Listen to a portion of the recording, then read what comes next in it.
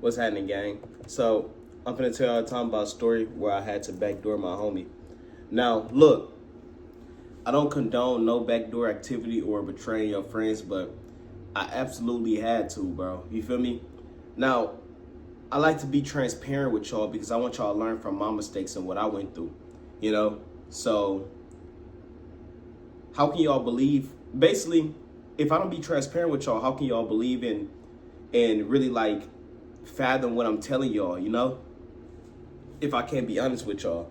So I like to keep my past very transparent, you know?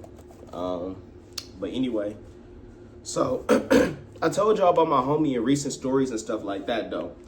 About like how necessarily what story was he in? The one with my stepfather when we went to go try to fight my stepdad, he was in that one.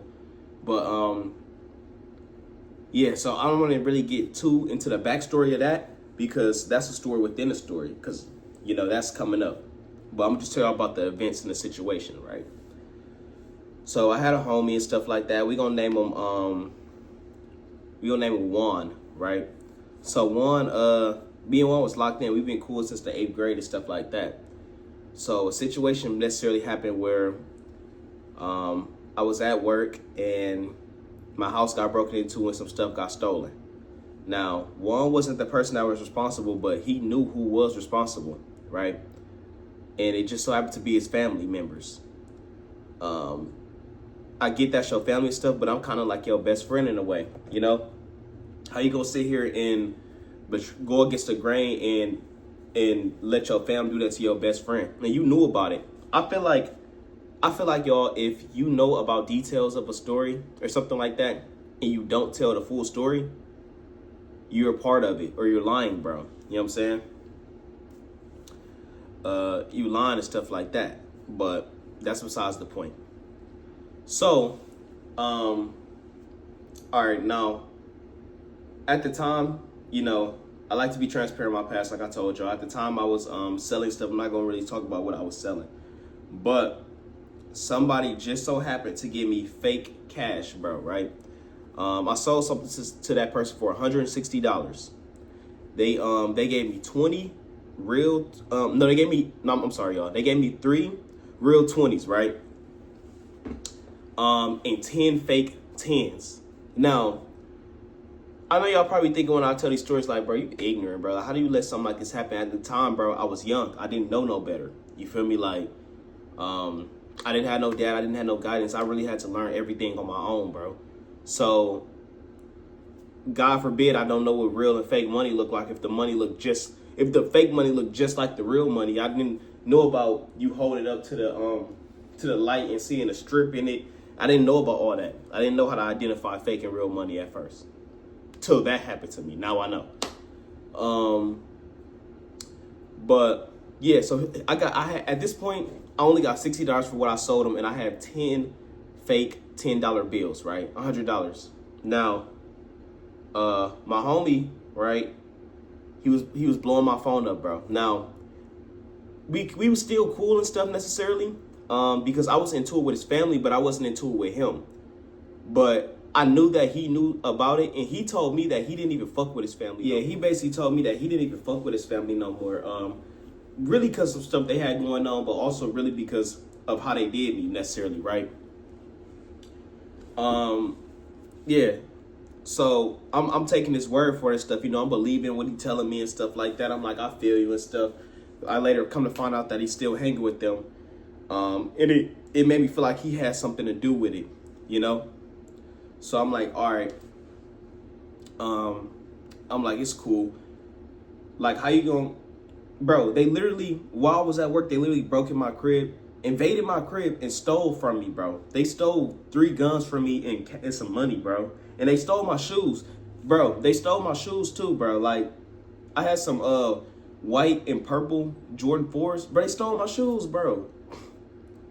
Those shits were awesome, bro. Like, and my mom bought me those for like Christmas, bro. But that's besides the point. So, let me get back to the story. My homie was blowing my phone up, blowing my line down, woo woo. I answered the phone like, what's good, bro? He telling me that he got a gun he want to sell me. It's like a a Ruger 380, some trash gun, bro. I think it was a Remington 3. I don't know what it was. It was 380. And I basically told him, I was like, bro. He showed me a picture of it, bro. It was a beat up trash little 380 and stuff. He said he wanted like $100 for it. I basically was telling him like I'm good type shit. Like I don't want that. Like I'm good. Like you know what I'm saying. Like I'm good. So he kept basically like begging me to buy and stuff like that. So I'm like, all right, bro. So I already knew that I needed to get my get back for how he did me and stuff like that, bro. Like you literally, like y'all don't cause so much stuff, bro. Like we had to relocate. I lost money. I lost my shoes. I lost my guns I had, bro. I had all kind of stuff, bro.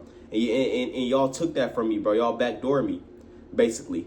And you was in on it, and you're my best friend. You feel me? So I'm like, all right.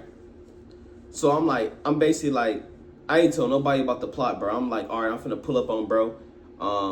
Give him this fake money that somebody gave to me. Cause if I wouldn't, low key, if I would never got this fake money, this shit would have probably never happened.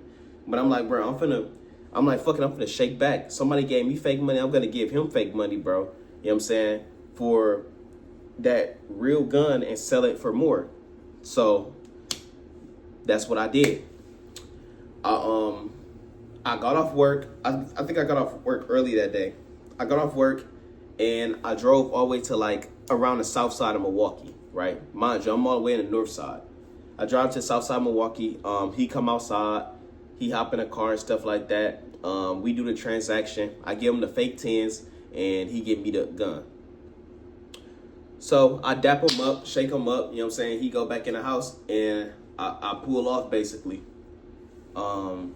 I say like 5 minutes later, I get kind of like back a little closer towards the north side of Milwaukee. He blowing my line down and stuff like, woo, like why you give me fake money and stuff like that, bro? Like you trying to get me killed, woo, like why you giving me fake money, all this? And at first I was gonna turn around, bro. At first I was gonna turn around and give him the money, bro. You feel me? Like I was gonna turn around and give him some real money and stuff. I didn't want to do that to him. I told him I was gonna come back. And I told him I was gonna come back or whatever, right? So I hung up on him and I thought about turning around, but I was like, fuck it. And I just continued to go back to the north side, back to my cousin's house, bro. And then basically I told him my situation about how I had to backdoor him and stuff and give him that fake money, bro. Mind you, he was also broke, like he was like poor too, bro. So like he needed that money, bro. I think that was his like last, bro. You know what I'm saying? And I took that from him, bro, because how he did me, bro. You know?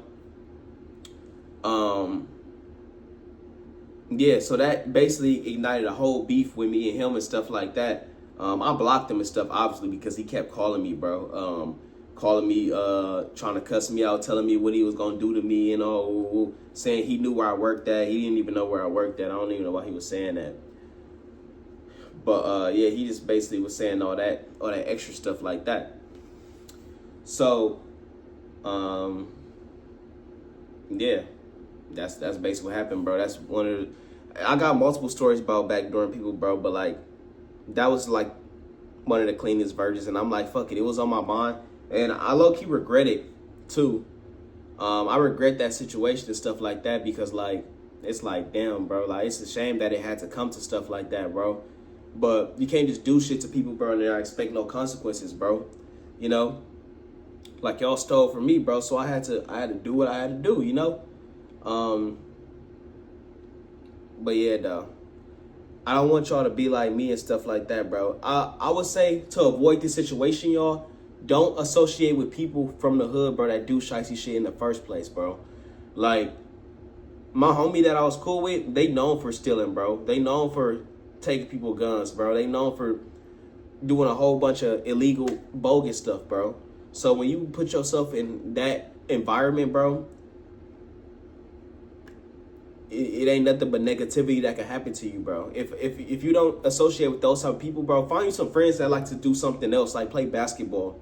The problem with me is that all my friends were in the streets. I only had street friends, bro. That's why I don't have no friends at all now, because like I'm so used to being in the streets and hanging with street dudes that like I feel like I don't fit in nowhere else. Like like y'all, like I said, yo, I'm in the army now, and like it's people that come from all different walks of life, bro, and I don't fit in with none of them, bro. Like I literally hang by myself. I live by my. You all never see nobody in my videos. I live by myself. I just, I don't know, bro. I feel like I just don't fit in, bro, with people that's not from the streets because they can't relate to what I've been through. They don't have the same morals as me. They don't believe in what I believe in, you know? But yeah, though, that's my story, though. Don't be like me, y'all. Be better than me, bro. All that situations and shit could have been avoided, bro, if I just didn't associate with people that did shiesty shit, bro. You feel me? So, hey, it's life. It happens, though. I regret it, though.